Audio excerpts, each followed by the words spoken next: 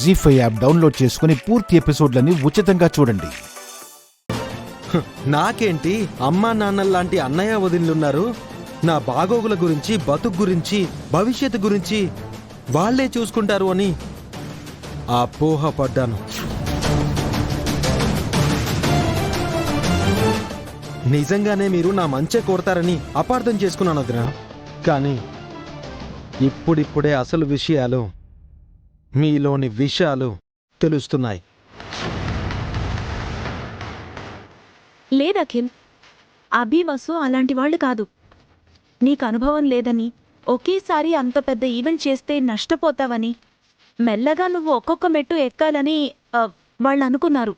అదే నిజమైంటే నాకు వచ్చిన ఈవెంట్ని నా వెనకుండి నాకే వచ్చేటట్టు చేయించొచ్చు కదా.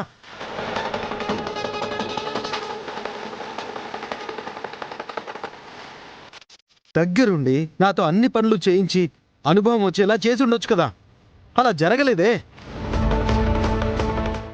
నా ఈవెంట్ని ఈయన గారు తీసేసుకున్నారు కదా.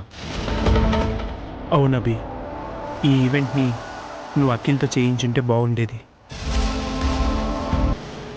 తెలిసి మాట్లాడుతున్నావా లేక తెలియక మాట్లాడుతున్నావా అన్నయ్య? నేర్చుకోవాలంటే చిన్న చిన్న ఈవెంట్స్ తోటి స్టార్ట్ చేయాలి. ఒకేసారి పెద్ద ఈవెంట్ చేస్తూ అందులో నేర్చుకోవడం అసంభవం. అయినా మీ ఇద్దరూ కలిసి ఒకసారి ఈవెంట్ చేయాలనుకున్నారు కదా, ఏమైంది? హారిక వల్ల 50 లక్షల లాస్ వచ్చింది. ఆ విషయం తెలిసే మాట్లాడుతున్నారా?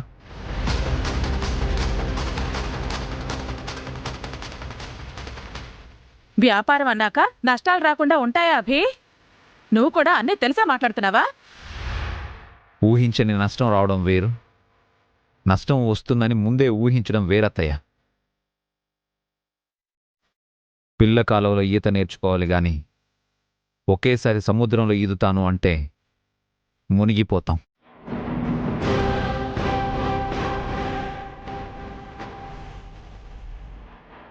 ఆల్రెడీ నేను మునిగిపోయానన్నయ్య. అది అర్థమవుతుందా మీకు? ఈ భాస్కర్ అన్నయ్య, పావని వదినలాగే నేను, హారిక కూడా మీకు లైఫ్ లాంగ్ పని మనుషుల్లా ఉండాలి, అంతే కదా?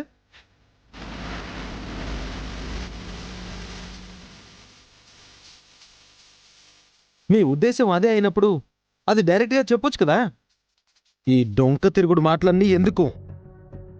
మాకా ఉద్దేశం ఎప్పుడు లేదు అఖిల్. నేనంటే కొత్తగా వచ్చాను. మీ అన్నయ్య గురించి నీకు తెలీదా? నాకు తెలిసిన అన్నయ్య ఇప్పుడు లేడొదినా. మీరు మా ఇంటికొచ్చాక మారిపోయాడు.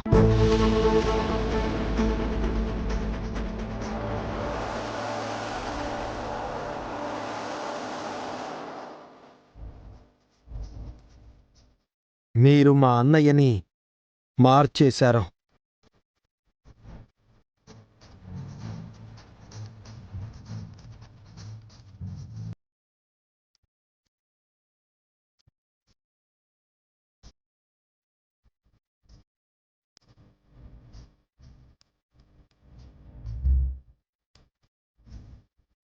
ఇప్పుడు మా సొంత అన్నయ్య అవునో కాదో అని డౌట్ వస్తుంది. అఖిల్ అఖిల్ అఖిల్